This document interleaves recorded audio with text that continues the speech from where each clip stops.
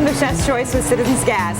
I'm your host, Angela, and with us today is Chef Josh Brownell, Executive Chef at 1001, which I understand just opened recently in Brownell. That's correct. In June, that's right. Yes. Okay, well, Chef Josh, tell me what you're going to make today. You've got a whole bunch of stuff laid out for us. Today we're going to make roasted jalapeno cornbread. Sounds delicious. A little bit of fried brie. Okay. And some cranberry compote. Wow, that's fancy cornbread. All right, so tell me what we've got here. What do we do to get going? We know that this calls for 1 cup. Of cornmeal, as most cornbread does. Exactly. Okay. And 3/4 cups of flour.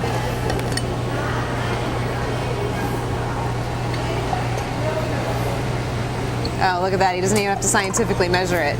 Next we have a little bit of baking powder. That's what gives it the leavening. Right, so it doesn't just stay like flat like a pancake in your pan. Exactly. And we do a little bit of salt, just a pinch for flavoring. All right, so you've got some nice brown eggs there for us. Yes, I do. Since the shells don't actually go in the cornbread. We don't cook with shells anymore. Well, at your house maybe, but sometimes at mine, you know, shells optional is the rule I use at home. All and right. one-handed even, so impressive. All right. And we have our 4 eggs in there. The next thing that we have is just a little dash of milk. I use about 2 tablespoons in this recipe. Okay. All right. A little bit of butter to go into here. Yum. Okay. Now I like to use my whisk on the dry ingredients first. Get that mixed up really well. All right. Before we get it wet with the wet ingredients. So you're going to mix that together. We absolutely are. Just want to make sure that all these eggs are really well blended together. So you don't have a big cooked egg in the middle of your cornbread? Absolutely. I like it. Nobody wants scrambled eggs in their cornbread. Really not appetizing. So I combine the wet and the dry ingredients together. Okay. And basically we're just going to mix that until it gets to the consistency of a batter, cake batter or a pancake batter. That's right. I mean, this really doesn't look that hard, you know. It's very, very simple recipe. You know, it's kind of grandma's recipe. All right, and I'm ready with the cream corn whenever you are. Why don't you go ahead and dump all of that in there. All right. We'll dump all of that in there, and we'll go with a little bit of cheddar cheese in here. Because cheese makes everything better. Absolutely.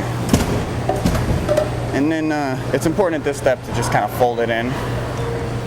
So you just gently mix the corn and the cheese in there, and we're ready to throw it in our pan and go. And we are ready to go. So we threw our roasted jalapenos in the cornbread right before you stuck it in the oven. Absolutely. So that's in there baking. And now I'm really curious about this because I never used cranberries with cornbread, but you're going to make us a cranberry compote. Yes, I am.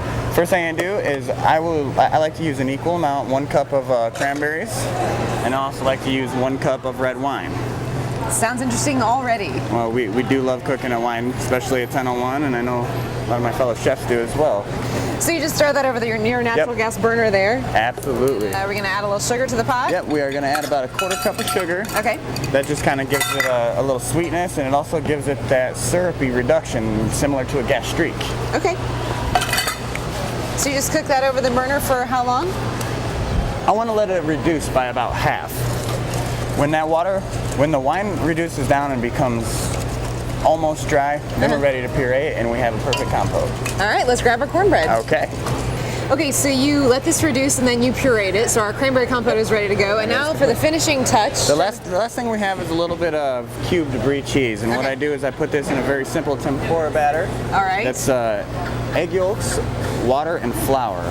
And what we'll do is we'll just kind of drop those in there. Oh my goodness. Now they only take just a few minutes to fry, about 2 minutes, and they're good. Any longer than that, then the cheese will blow out. All right, and again, we have that going over our gas burner, so it's hot and ready to go. It is ready to go. All right, and let's take a look at the finished product. I have to say, this does not look like any cornbread I have ever served at home, but it looks amazing. So I'm going to dive in, and while I do, why don't you tell us a little bit about 1001, because I know it's fairly new and people haven't been there. Absolutely. 1001 is a brand new restaurant. We're located at 1001 Broad Ripple Avenue.